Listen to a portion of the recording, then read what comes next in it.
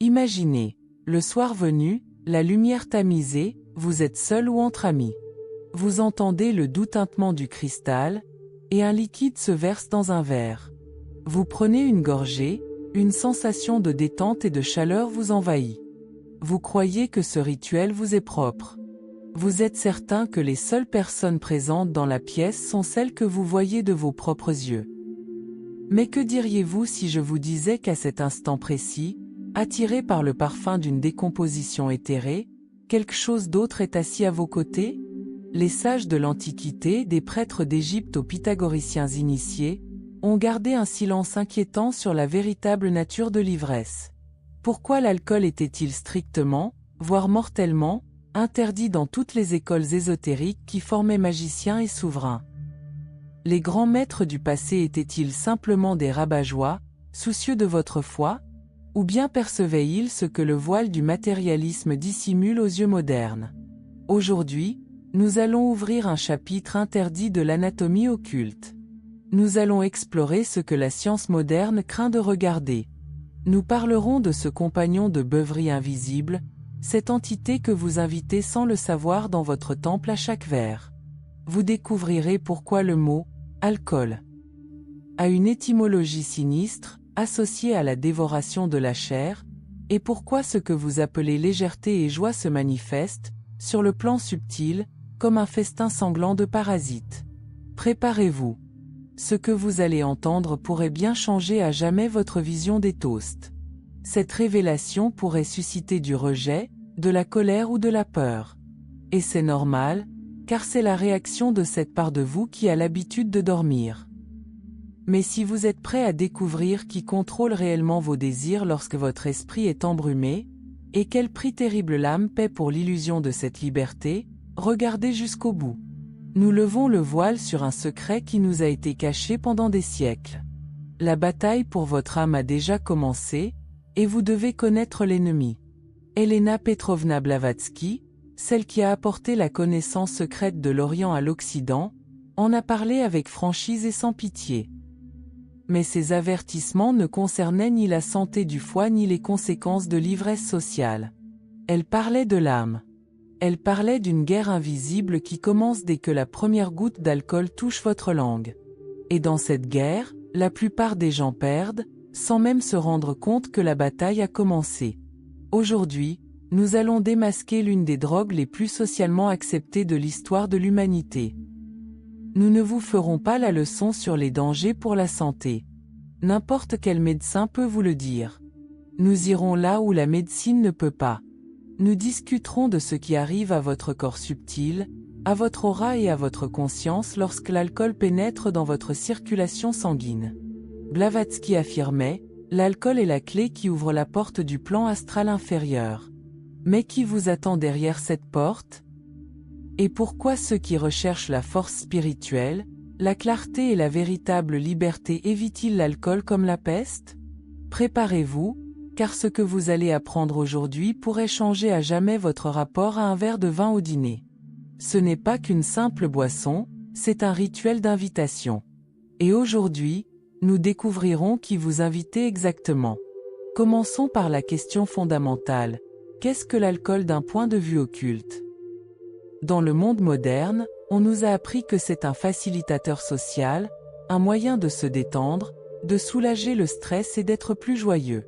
On nous dit qu'un verre de vin rouge est bon pour le cœur et que la bière est un compagnon inoffensif pour la soirée. Mais penchons-nous sur l'étymologie. Le mot « alcool » vient de l'arabe « alkul » ou « algul », qui signifie « esprit qui consume le corps » ou simplement « gul », un esprit malin. Coincidence? Les anciens alchimistes appelaient l'alcool « aquavit », l'eau de vie. Mais ce n'était qu'une facette de la réalité. Sous une forme déformée, il est devenu l'eau de mort. Elena Blavatsky, dans « La clé de la théosophie » et ses articles destinés aux étudiants de la section ésotérique, était catégorique. Alcool et développement spirituel sont absolument incompatibles. Pourquoi? Parce qu'un être humain n'est pas un simple morceau de viande qu'il faut nourrir et abreuver. L'être humain est une structure multidimensionnelle et complexe, composée de 7 corps. L'alcool s'attaque moins au corps physique qu'aux conducteurs éthériques et astraux. Imaginez votre champ énergétique, votre aura. Dans un état normal et sain, c'est un cocon dense, tissé de fils lumineux, qui vous protège des influences extérieures. Comment une combinaison de plongée protège-t-elle un plongeur de la pression de l'océan? Ce cocon filtre les énergies, empêchant toute force étrangère, vile ou dangereuse de pénétrer. C'est votre système immunitaire sur le plan spirituel. Quel est l'effet de l'alcool? Blavatsky le décrivait comme un solvant, non seulement au sens chimique, mais aussi au sens occulte. Lorsque les vapeurs d'alcool saturent le sang, elles commencent littéralement à dissoudre le réseau protecteur de votre corps éthérique. Imaginez de l'acide versé goutte à goutte sur la soie la plus fine. Des brèches, des trous et des déchirures se forment. Votre aura, votre bouclier, perd sa cohérence, et à travers ces brèches, ce qui est toujours proche mais habituellement invisible commence à pénétrer votre champ énergétique. Les habitants du plan astral inférieur. Avez-vous déjà remarqué comment une personne change après avoir bu quelques verres? Au début, elle semble détendue et joyeuse, mais si vous continuez à observer, vous constaterez d'étranges métamorphoses. Certains développent soudainement une agressivité qu'ils n'avaient pas à jeune. D'autres éprouvent une profonde auto-apitoiement. D'autres encore sont en proie à une luxure incontrôlable. On a coutume de dire: ce qui se passe dans l'esprit d'une personne sobre se retrouve sur la langue d'une personne ivre. Mais Blavatsky et les théosophes soutenaient que ce n'est pas tout à fait vrai. Il ne s'agit pas simplement de pensées cachées. C'est l'influence d'entités qui ont pénétré la conscience à travers la carapace percée par l'alcool. Blavatsky les appelait élémentaux ou larves.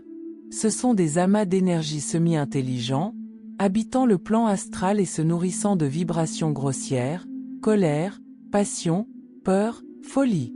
À l'état normal, ils ne peuvent pas vous atteindre. Votre aura les repousse, mais pour eux, une personne ivre est comme un buffet à volonté. C'est une maison aux portes et fenêtres brisées, où n'importe quel vagabond pourrait entrer et semer le chaos. Mais approfondissons les mécanismes de ce processus. Blavatsky a beaucoup écrit sur l'importance du sang. Le sang est bien plus qu'un simple liquide transportant de l'oxygène. En occultisme, il est le vecteur du kamarupa, le principe du désir et la force du prana vital. Le sang est la vapeur de la vie matérialisée. C'est dans le sang que se produit le mystérieux processus d'union de l'esprit et de la matière. Pur, le sang est capable de conduire de hautes vibrations. Il sert de pont vers une conscience supérieure, vers l'intuition, vers la connexion avec son moi supérieur. Mais lorsque le sang est saturé d'alcool, son magnétisme se modifie. Il devient lourd et vibrant. Il cesse d'être un conducteur pour le supérieur et devient un aimant pour l'inférieur. Blavatsky a écrit: le vin et les boissons alcoolisées sont les plus néfastes au développement psychique. Pourquoi? Parce qu'ils stimulent artificiellement les centres du cerveau et du corps responsables des instincts primaires, tout en paralysant les centres supérieurs. C'est comme un coup d'état au sein même de votre corps. Général, votre moi supérieur, votre esprit et votre volonté sont engourdis et enfermés dans un cachot, tandis qu'une foule déchaînée, vos instincts et vos parasites astraux s'emparent du pouvoir. Une personne en état d'ivresse, même légère, perd le contact avec sa monade spirituelle. Elle sombre littéralement dans la folie, c'est-à-dire qu'elle perd son esprit supérieur. Et dans ce moment de vide, lorsque le maître s'endort, quelqu'un d'autre prend les rênes. Croyez-vous boire pour vous détendre? Détrompez-vous. Ce que vous appelez détente, dans le langage occulte, est une perte de vigilance. Un guerrier de lumière ne quitte jamais son armure sur le champ de bataille. Et notre vie, selon Blavatsky, est un champ de bataille entre l'esprit et la matière. L'alcool vous fait déposer les armes. Il crée l'illusion du confort et de la chaleur. Mais cette chaleur est une fièvre, et le confort, de l'apathie. Vous êtes-vous déjà demandé pourquoi l'alcool est si omniprésent dans la publicité? Pourquoi est-il au centre de tous les rituels sociaux? Mariage, funérailles, anniversaires, réunions entre amis, à faire. Cet élixir magique est partout.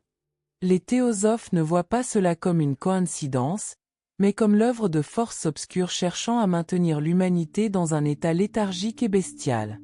Tant que les gens boivent, ils sont sous leur emprise. Tant qu'ils boivent, ils ne s'éveilleront jamais à leur véritable potentiel. Parlons de la consommation dite modérée.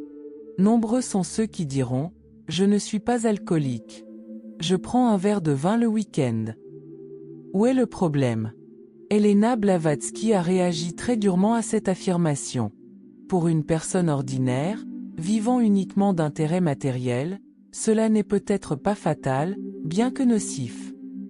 Mais pour ceux qui se sont engagés sur la voie du développement spirituel, qui souhaitent développer leur intuition, leur clairvoyance, ou simplement leur conscience, même une goutte d'alcool est un poison. Pourquoi? Parce que la croissance spirituelle exige un système nerveux raffiné. Vos nerfs doivent devenir comme les cordes d'une harpe, capables de capter la musique des sphères, les vibrations les plus subtiles du cosmos. L'alcool, or, rend ces cordes rugueuses, rouillées et insensibles. Imaginez-vous en train de régler un récepteur radio ultrasensible pour capter un signal provenant d'une galaxie lointaine, et soudain, quelqu'un déverse un seau de sirop collant sur les circuits imprimés. Le signal disparaît, ne laissant place qu'à des crépitements et des bruits parasites. C'est précisément l'effet de l'alcool sur les glandes pinéales et pituitaires, organes principaux de la vision spirituelle. Blavatsky affirmait que les vapeurs d'alcool créent une sorte de brouillard dans le cerveau, un voile impénétrable à travers lequel la lumière de l'esprit ne peut pénétrer. Même si vous avez bu il y a une semaine, l'écho de cette vibration persiste dans votre aura, distordant votre perception. Vous pensez être sobre, mais sur le plan subtil, vous portez encore une sorte de voile impur. Il existe un autre aspect terrifiant, dont Blavatsky avait déjà mis en garde, la répression de la volonté. La volonté est la force première de l'homme, un attribut de sa divinité. L'alcool est l'antagoniste de la volonté directe. À chaque gorgée, vous abandonnez un fragment de votre volonté à la substance. Au début, cela semble imperceptible. Je peux arrêter à tout moment, vous dites-vous. Mais pour une raison ou une autre, vous n'arrêtez pas. Pourquoi? Parce que l'essence de l'alcool est l'essence même de l'esclavage. Dans les mythes antiques, Dionysos, le dieu du vin, était souvent représenté comme accompagné de Ménades, femmes folles qui ravagent tout sur leur passage. Cette image est une métaphore des ravages de l'alcool sur le psychisme humain. Il déstructure la personnalité, il vous fragmente. Mais le plus terrifiant survient lorsqu'on aborde le sujet de la possession. Dans son livre Isis dévoilée, Blavatsky décrit un phénomène que la médecine nomme délirium tremens. Les médecins affirment qu'il s'agit d'hallucinations dues à l'intoxication cérébrale. Blavatsky, quant à elle, soutient qu'il ne s'agit pas d'hallucination, mais de vision. Dans un état d'intoxication extrême, l'aura protectrice s'amincit tellement qu'elle disparaît complètement, et la personne commence à percevoir la réalité qui l'entoure dans le plan astral inférieur. Ces démons, serpents, rats et monstres que les alcooliques en proie au délire voient ne sont pas le fruit de leur imagination. Ce sont des habitants bien réels de la strate de réalité où l'alcoolique est tombé. Il a ouvert la porte de l'enfer. Il est devenu un habitant de deux mondes. Mais le monde des enfers est un monde de prédateurs. Ces entités, attirées par l'odeur d'un esprit en décomposition et l'alcoolisme et la décomposition de l'esprit alors qu'il est encore vivant, gravitent autour du buveur comme des mouches. Elles se nourrissent des émanations d'alcool qui émanent de lui. Blavatsky écrivait que l'aura d'un ivrogne apparaît à un voyant comme un nuage trouble, rouge sang, parsemé de taches sombres, transpercé par les éclairs de la folie. D'horribles créatures pullulent autour de cette aura, s'attachant aux chakras, en particulier au plexus solaire et au centre sexuel, et drainant la personne de sa force vitale. La personne se sent fatiguée, vide, déprimée. Et pour anesthésier ce sentiment, elle boit à nouveau. Le cercle se referme. C'est le piège parfait. Le vampire ne tue pas sa victime immédiatement.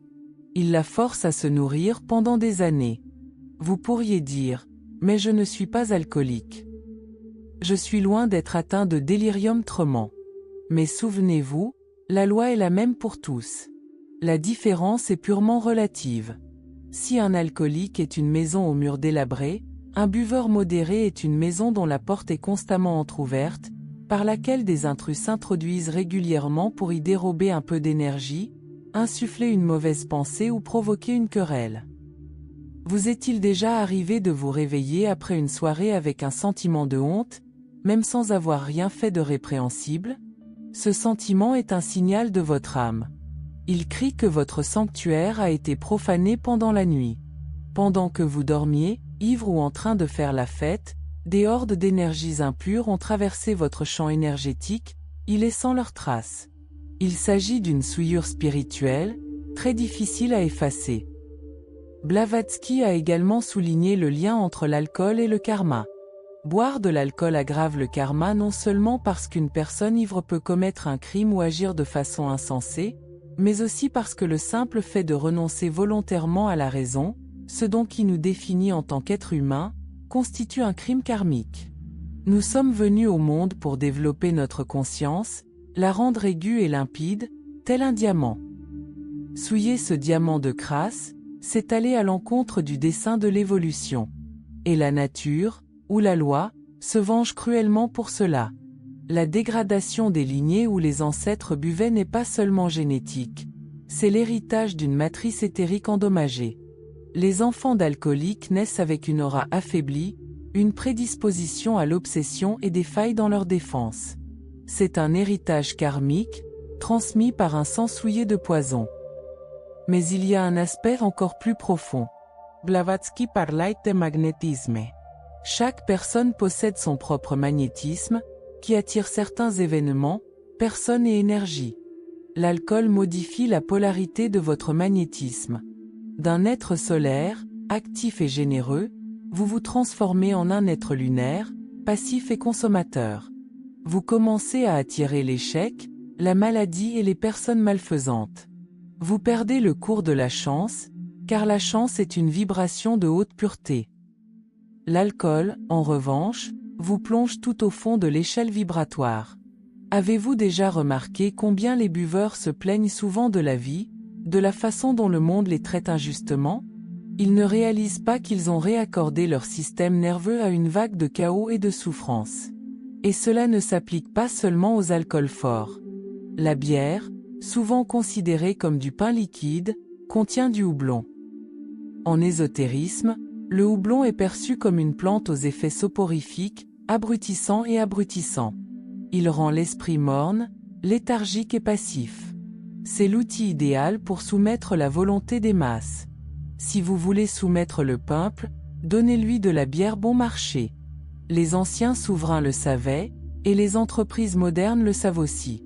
Il ne s'agit pas d'une théorie du complot, c'est une connaissance de la psychophysiologie humaine et de l'anatomie occulte. Vous vous dites peut-être, mais dans certaines religions, le vin est utilisé lors des sacrements, par exemple pour la communion. Blavatsky a également abordé ce sujet. Elle affirmait que le sens originel de ces rituels avait été déformé. Dans les anciens mystères, le vin désignait souvent non pas le jus de raisin fermenté, mais une substance tout à fait différente, une boisson de soma ou d'ambroisie, qui élargissait la conscience au lieu de l'obscurcir. On utilisait aussi du jus de raisin frais, non fermenté, comme symbole du sang pur de la terre. La transformation de ce symbole en un culte de l'alcool constitue une perversion de l'enseignement. Le Christ a dit « Je suis la vigne », c'est-à-dire le flux. Une vie spirituelle, et non du vin acheté en magasin qui transforme l'être humain en bête. Une interprétation littérale des symboles mène toujours à l'erreur. La consommation d'alcool à l'Église est l'une des raisons pour lesquelles de nombreux rituels religieux ont perdu leur pouvoir magique. Le Saint-Esprit ne pénètre pas dans un récipient imprégné d'alcool. Ainsi, nous arrivons à la conclusion provisoire de la première partie. L'alcool n'est ni un ami, ni un remède, ni un simple passe-temps inoffensif. Selon les enseignements d'Elena Blavatsky, il est, premièrement, un dissolvant pour la protection astrale, L'aura. Deuxièmement, un aimant pour les entités inférieures et les parasites. Troisièmement, un destructeur de la volonté supérieure et de l'intuition. Quatrièmement, une substance qui inverse la polarité de votre magnétisme. Et cinquièmement, un obstacle qui rend tout progrès spirituel impossible. Mais ce n'est que la partie émergée de l'iceberg. Dans la prochaine partie, nous irons encore plus loin. Nous découvrirons ce qui arrive précisément à l'âme pendant le sommeil après avoir consommé de l'alcool, et où elle se rend. Blavatsky décrivait des scénarios terrifiants de rêves d'ivresse, où l'âme, sans défense, est expulsée du corps et livrée aux griffes de prédateurs astraux. Nous aborderons également les raisons pour lesquelles les créatifs boivent souvent et le terrible prix de cette inspiration. Cette connaissance peut être effrayante, mais elle est nécessaire, car, comme le disait Blavatsky, il n'y a pas de religion supérieure à la vérité. Et la vérité sur l'alcool est l'une des plus amères, mais aussi des plus salvatrices, que nous devons accepter. Si vous éprouvez une résistance, si vous avez envie de tout arrêter et de dire « c'est absurde », demandez-vous « qui résiste maintenant ?» Est-ce votre esprit ou l'entité qui s'est habituée à recevoir sa dose d'énergie à travers votre verre de vin? Réfléchissez-y et restez avec nous. Ensuite, nous révélerons ce que même les spécialistes de la dépendance taisent. Nous parlerons des mécanismes de la possession et de la façon dont l'alcool crée des fantômes chez vous. Cette connaissance est votre arme. Ne la laissez pas vous échapper. Maintenant, passons à l'état de veille. Nous avons l'habitude de considérer le sommeil comme une simple pause, l'arrêt de l'ordinateur, un repos pour le corps fatigué. Mais Helena Blavatsky et les maîtres orientaux enseignaient tout autre chose. Le sommeil est un temps sacré. C'est l'instant où l'âme, libérée du poids de l'enveloppe physique, retourne à sa demeure, au plan supérieur, pour se nourrir d'énergie divine, recevoir des conseils et se purifier des souillures de la journée terrestre. Normalement, lorsque l'on dort, le corps astral se sépare du corps physique et s'élève vers des plans vibratoires de lumière et de paix. C'est pourquoi, après un sommeil réparateur, nous nous réveillons reposés, pleins d'énergie et d'idées nouvelles. Nous avons littéralement rechargé nos batteries à la source de la vie. Mais que se passe-t-il lorsque l'on se couche sous l'emprise de l'alcool, ou même simplement ivre? Blavatsky décrivait ce processus comme l'une des plus terribles tragédies de l'existence humaine. L'alcool est une substance à la vibration extrêmement basse et lourde. Il agit comme une ancre gravitationnelle. Lorsqu'une personne ivre s'endort, son corps astral tente de se séparer, mais il n'y parvient pas. Elle est alourdie. Elle est collée au corps physique par des émanations toxiques, que les occultistes perçoivent comme un brouillard épais, collant, brunâtre verdâtre. Au lieu de s'élever vers des mondes supérieurs, l'âme se retrouve piégée dans la zone intermédiaire, dans ce plan astral très inférieur dont nous avons parlé précédemment. En théosophie, on l'appelle Kamaloka, le lieu des désirs, mais dans ses couches les plus basses, saturées d'immondices. Imaginez sortir de chez vous pour prendre l'air et vous retrouver coincé dans un égout. C'est exactement ce que votre âme ressent chaque nuit après avoir bu de l'alcool. Et vous n'êtes pas seul. C'est là le plus dangereux. Blavatsky a averti que le plan astral inférieur grouille d'être en quête de force vitale. Dans un rêve normal, vous les survolez comme un oiseau survole un marais, mais l'alcool vous coupe les ailes et vous tombez droit dans la boue. Le sommeil ivre n'est pas un repos, c'est une bataille inconsciente. Votre corps subtil, privé de volonté et de défense, devient la cible des attaques. Ces mêmes larves et élémentaux dont nous avons parlé s'attachent à votre aura et commencent à s'en nourrir. Ils aspirent votre énergie éthérique, laissant derrière eux leurs sécrétions toxiques. C'est pourquoi la gueule de bois n'est pas simplement un empoisonnement dû aux produits de dégradation de l'éthanol, comme le prétendent les médecins, mais plutôt un profond épuisement énergétique. Vous vous réveillez épuisé non pas parce que votre foie est surchargé, mais parce que vous avez été nourri toute la nuit. Vous ressentez une mélancolie, une honte et une anxiété inexplicables. C'est la trace émotionnelle de ces entités qui ont été en contact avec vous. Parfois, ce contact devient si intense qu'une personne s'en souvient. Nous appelons cela des cauchemars. Les cauchemars d'un alcoolique ne sont pas de simples mauvais rêves. Ce sont des souvenirs d'événements réels sur le plan astral. Blavatsky disait qu'en cas de délire, une personne voit ces créatures en réalité, mais que dans ses rêves, elle les voit constamment. Poursuite, monstres, sensation d'étouffement, chute dans l'abîme. C'est l'interprétation par le cerveau de la façon dont votre âme est tourmentée par des prédateurs astraux. Et le plus terrifiant, c'est qu'au réveil, le lien ne se rompt pas complètement. Les fils subtils qui vous relient à ces entités persistent. Ils sont avec elles deviennent des liens invisibles. Par ces liens, des entités peuvent influencer votre humeur tout au long de la journée, déclenchant des accès de colère soudains ou une envie irrésistible de boire à nouveau. Elles ont besoin que vous retourniez à cet état de vulnérabilité. Elles ont besoin d'une nouvelle dose de votre énergie. Abordons maintenant un sujet souvent invoqué en faveur de l'alcool. La créativité et l'inspiration. Mois Hemingway Buffet, Van Gogh Buffet, Essenine Buffet. L'alcool ouvre la porte à l'inspiration, pourriez-vous dire. Et Blavatsky ne le niait pas. Certes, l'alcool ouvre des portes, mais lesquelles? Dans ses écrits, elle expliquait la différence entre l'inspiration divine et l'ivresse astrale. La véritable inspiration vient d'en haut, du plan spirituel, à travers le mental supérieur, la monade. C'est la lumière qui apporte créativité, harmonie et clarté. L'alcool, en revanche, force l'accès au subconscient et à la lumière astrale, ce réservoir d'images accumulées par l'humanité. Là, dans cette lumière astrale, des myriades de mélodies, de couleurs, de thèmes et d'images flottent véritablement. Un artiste ou un poète, sous l'emprise de l'alcool, y accède. Il est en proie à des hallucinations saisissantes, ressent un tourbillon d'émotions, perçoit d'étranges rimes. Mais le prix de cet accès est la destruction. La lumière astrale est pleine d'illusions et de distorsions. Les idées qui y sont puisées sous l'influence de l'alcool portent souvent la marque du chaos, de l'angoisse et de la morbidité. Blavatsky appelait cela une médiumnité artificielle. Le créateur cesse d'être créateur et devient un simple canal par lequel des forces inférieures projettent leur passion. Certes, cela peut paraître brillant aux yeux de la foule, elle aussi guidée par ses passions, mais pour le créateur lui-même, c'est un chemin de destruction. Le carburant psychique s'épuise. Blavatsky écrivait que chaque personne possède une réserve de Teja, une énergie ardente destinée à l'évolution spirituelle. L'alcool consume cette réserve en quelques années, créant un éclair de génie illusoire, après quoi il ne reste que des cendres.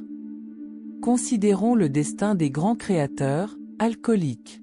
Mort prématurée, suicide, déchéance, folie. Rien de romantique là-dedans. C'est la conséquence d'un carburant impur utilisé pour alimenter leur énergie intérieure. Ils ont conclu un pacte, un accès instantané aux images astrales en échange de raison et de vitalité. Blavatsky avertissait, « Le véritable génie n'a besoin d'aucun stimulant. Le véritable génie est un pur chef d'orchestre. » Mozart ne buvait pas d'absinthe pour entendre sa musique. Il l'entendait parce que son canal était pur. Et qu'advient-il d'un espace où l'alcool est consommé constamment? Votre maison est votre forteresse, n'est-ce pas? Mais d'un point de vue occulte, un appartement où l'on boit régulièrement se transforme en une cour intérieure. Blavatsky a décrit le phénomène de superposition d'images. Chaque pensée, chaque émotion, a une forme et une densité sur le plan astral. L'énergie de l'ivresse est une substance lourde et collante.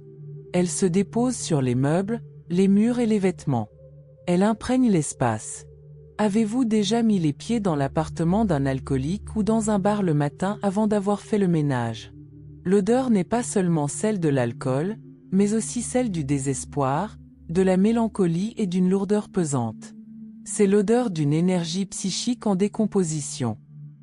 Ces lieux abritent ce qu'on appelle les élémentaux des lieux. Ce sont des occupants invisibles qui se nourrissent des émotions résiduelles des alcooliques. Ils rendent l'atmosphère de la maison insupportable pour une personne sensible. Dans une telle maison, les fleurs se fanent, Les animaux tombent malades et les enfants pleurent souvent sans raison. Les chats, que Blavatsky considérait comme des gardiens, deviennent souvent timides ou agressifs dans ces maisons. Ils voient ce qui est caché aux yeux de leur maître. Ils voient des ombres tapies dans l'ombre, attendant que le festin commence. Si vous avez arrêté de boire mais n'avez pas purifié énergétiquement votre maison, ces entités peuvent continuer à vous inciter à la rechute.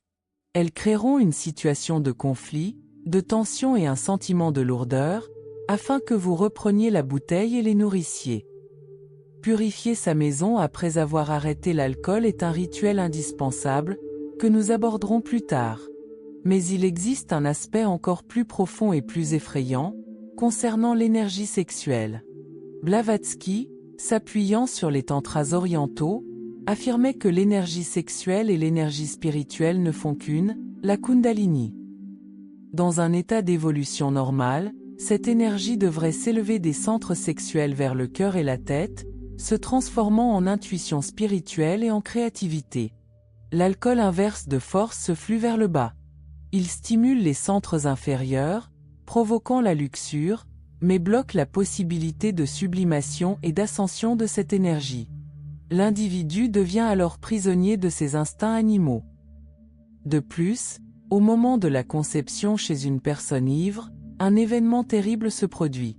Les occultistes prétendent qu'au moment de l'union entre un homme et une femme, un portail s'ouvre pour une âme en quête d'incarnation. La qualité de cette âme dépend de la vibration des parents à ce moment précis. Les hautes vibrations de l'amour attirent une âme élevée. Les basses vibrations de la luxure dues à l'ivresse attirent une âme peu développée, voire une âme accablée par un lourd karma. Blavatsky laissait entendre que de nombreux maniaques, criminels et personnes souffrant de troubles mentaux, avec qui, de par leur nature même, ils sont venus au monde par la porte de l'ivresse. Les parents, sans le savoir, ont créé un corridor vibratoire par lequel une entité pouvait s'infiltrer, une entité qui n'a pas sa place dans une famille saine. Les enfants alcooliques sont une tragédie non seulement génétique, mais aussi occulte. C'est inviter un étranger au sein de sa propre famille. Revenons-en au sujet de la volonté et de la possession. Ce mot semble tout droit sorti du Moyen Âge, mais Blavatsky affirmait qu'il s'agit d'une réalité de notre époque. La possession ne ressemble pas toujours aux scènes des films d'horreur, où une personne lévite et parle d'une voix extraterrestre. Le plus souvent, il s'agit d'une possession partielle. L'entité, souvent l'âme désincarnée d'un alcoolique décédé, la soi-disant enveloppe terrestre, s'attache à l'aura d'un alcoolique vivant. Elle ne peut pas boire elle-même, elle n'a pas de bouche physique, mais elle peut éprouver du plaisir à travers le corps de la victime. Avez-vous déjà vu comment les yeux d'une personne changent lorsqu'elle a envie de boire, ce regard prédateur, vitreux ou commençons?